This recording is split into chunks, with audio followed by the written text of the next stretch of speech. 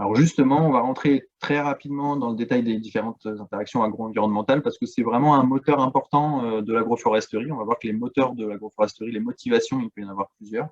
Ça, c'en est un, à mon avis, qui est vraiment essentiel.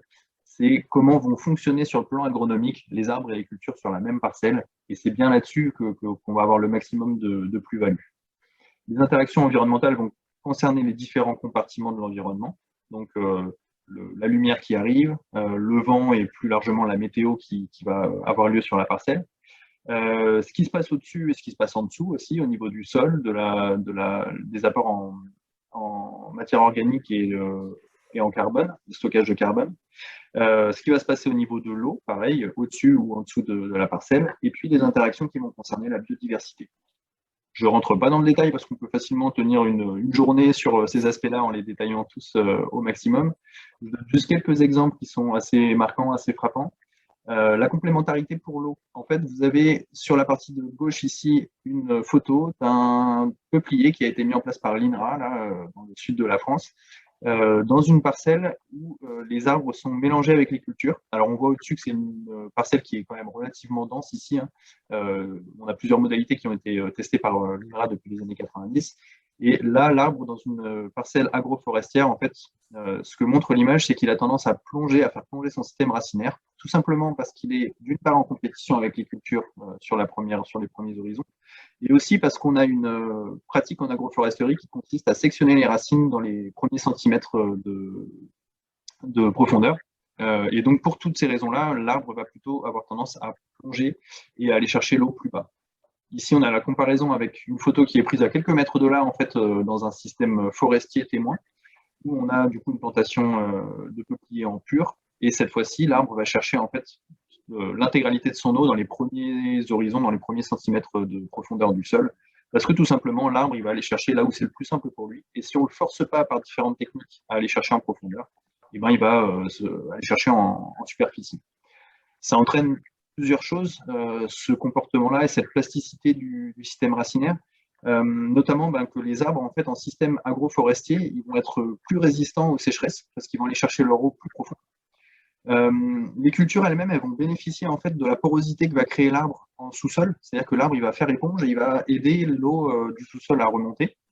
Par contre, ça impose aussi quelque chose, c'est qu'il faut, là, dans un cas extrême comme celui-là, avoir des sols très profonds pour que ça se produise, ou dans un cas où le sol est beaucoup plus superficiel, comme c'est le cas chez nous, que le sous-sol soit quand même fracturé. La culture ne descend pas dans la roche fracturée, mais l'arbre, la plupart des arbres sont capables de le faire. Et puis, il va falloir aussi bien diriger cet arbre, parce que plus ce sera contraint en sous-sol, et plus l'arbre va avoir plutôt tendance à se répandre en surface. Voilà. Donc, ça marche aussi par chez nous, sauf vraiment si on avait 20 cm de sol et puis une dalle calcaire infranchissable, y compris par les racines de l'arbre. Là, on garde quand même des réserves. C'est pas un système miracle, c'est pas une réponse non plus à tous les problèmes de l'agroforesterie. Je passe avec d'autres facteurs. Alors, j'insiste sur ceux qui sont moins connus. Au niveau du stockage de carbone, donc l'arbre, quand il grandit, quand il croît, il va stocker du carbone dans toutes ses composantes. Je vais finir avec cet aspect-là, puis on va passer au nouveau lien de visio juste après. Donc, quand il croît l'arbre, quand il construit son matériau, le bois, les feuilles, il va stocker du carbone naturellement. Et ce que l'on sait moins, c'est qu'effectivement, il stocke dans le tronc un petit peu, dans les branches un petit peu plus, et dans les feuilles encore plus chaque année.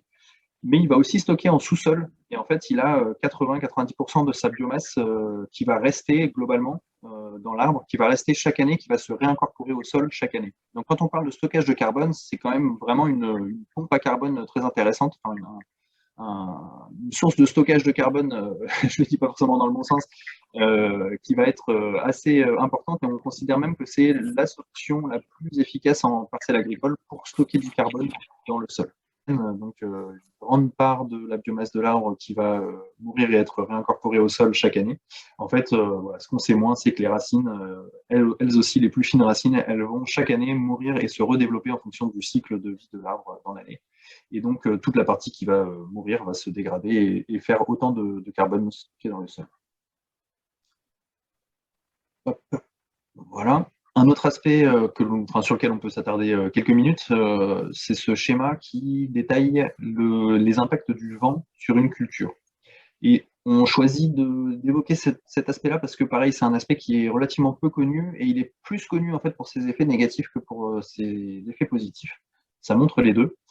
Une haie, en fait, le principe, et je reviens aux travaux de l'INRA des années 60 et 70, c'est qu'elle va pouvoir protéger une culture sur 12 à 15 fois sa hauteur. On trouve même dans la littérature des distances encore plus importantes que ça. C'est-à-dire qu'une haie moyenne de 10 mètres de haut va pouvoir protéger un champ sur 120 à 150 mètres. Alors ça dépend de la forme de la haie, il faut bien la concevoir, ça dépend de son orientation aussi beaucoup, et ça dépend aussi du nombre de haies qu'on a sur un même territoire. Plus vous aurez un maillage important sur un territoire, donc un bocage par exemple, et plus vous aurez un effet brise-vent important. Donc la haie, elle va protéger la culture sur 12 à 15 fois sa hauteur. Ça veut dire que elle va permettre à la culture d'accroître son rendement, de se plaire mieux et d'avoir moins de désagréments sur toute cette surface-là. Donc c'est la partie gain que vous avez ici sur le graphique. Et on a aussi une partie perte à proximité de la haie. Donc je parle bien de haie et je ne parle pas de système agroforestier où c'est encore un petit peu différent. On a une perte qui va se voir sur les premiers mètres de la culture, qui va être visible et qui va même faire dire à la plupart des exploitants que chez eux, ils constatent que l'arbre il est néfaste et qu'il a une compétition importante avec les cultures, que du coup, c'est pas forcément adapté à son système. Et en fait, c'est cette perte-là qui est visible et qui va entraîner une chute de rendement auprès de la culture. Ce qu'on a avec ce schéma, ce que l'on voit, c'est qu'en fait, le gain cumulé sur toute cette surface protégée de la culture, qui est très peu visible et qui est assez diffus sur l'ensemble de la parcelle, va être supérieur en fait à la perte que l'on a immédiatement à proximité de la haie. On ne prend pas en compte non plus dans ce cadre-là, ce qu'on va aborder un petit peu après, que la haie elle-même, elle est productive et qu'elle peut apporter des bienfaits sur la culture, voire une production elle-même.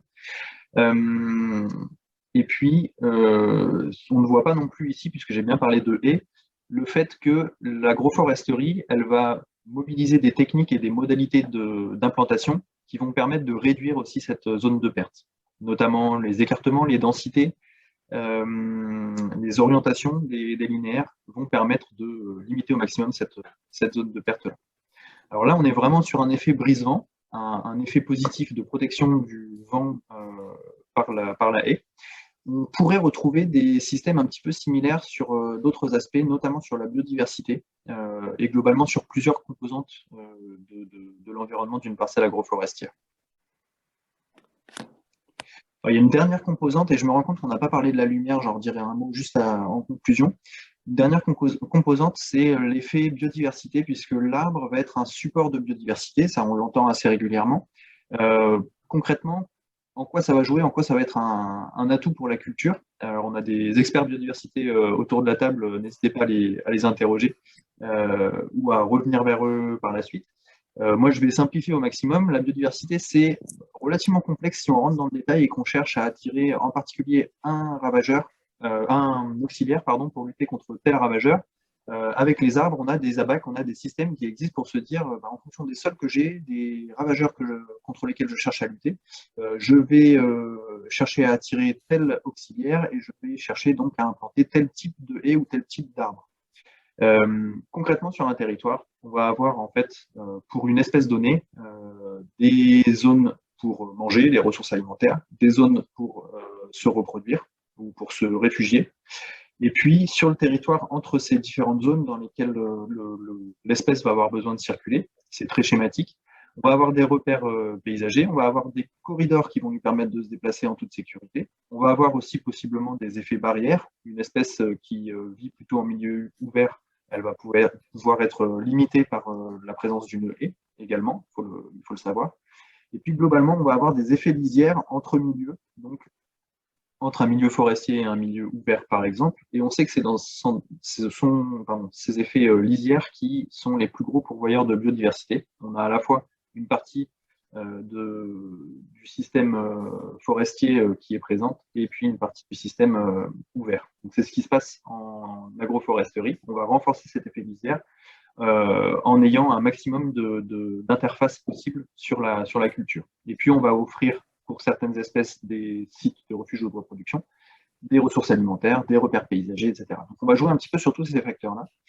Et l'idée, si on ne rentre pas par la clé très précise que je vous citais au début de cette diapo, c'est d'essayer de renforcer l'ensemble, d'avoir un écosystème qui est le plus robuste possible pour essayer d'éviter les, les- en gros les invasions pardon, de parasites, les gros problèmes sanitaires. Et on va avoir un effet tampon qui va être en place grâce à la robustesse de l'écosystème qui entoure la parcelle agroforestière. Donc, plus on a d'interactions, plus on a d'éléments paysagers qui accueillent des auxiliaires et aussi des parasites évidemment, plus on va avoir un effet tampon et moins on va avoir de gros problèmes sur les cultures ou sur les prairies. Donc ça, ce que je vous ai dit, c'est vrai pour l'arbre, ça serait vrai aussi pour d'autres types d'éléments paysagers. Et justement, l'arbre en agroforesterie, il est accompagné par une bande enherbée quasiment systématiquement. Et donc cette bande enherbée, elle va aussi elle-même jouer son rôle. Tout n'est pas attribué à l'arbre dans ce système-là. C'est la partie sur laquelle on va avoir le plus d'interaction enfin le plus de compétition pardon, sur lequel on va pouvoir le moins jouer. Là, il va prendre un petit peu de lumière sur la partie cultivée. Et pour lutter contre ça, on va justement jouer sur les différents facteurs que je vous citais tout à l'heure, donc l'orientation des alignements, la densité des arbres, les hauteurs d'arbres aussi. Donc on va jouer sur ces différents paramètres pour essayer de limiter au maximum l'impact sur la lumière. À part dans des systèmes très chauds, très secs, où l'arbre ne peut pas apporter une protection, on voit aussi un système bocager hein, en fin d'été où on a encore de l'herbe verte sous les arbres. À part dans ce cas-là, en fait, on a peu d'interaction, on a surtout de la compétition vis-à-vis de la lumière, et donc on va essayer de limiter au maximum cette compétition par les techniques que je vous ai citées, plus par la gestion, par l'élagage des arbres également.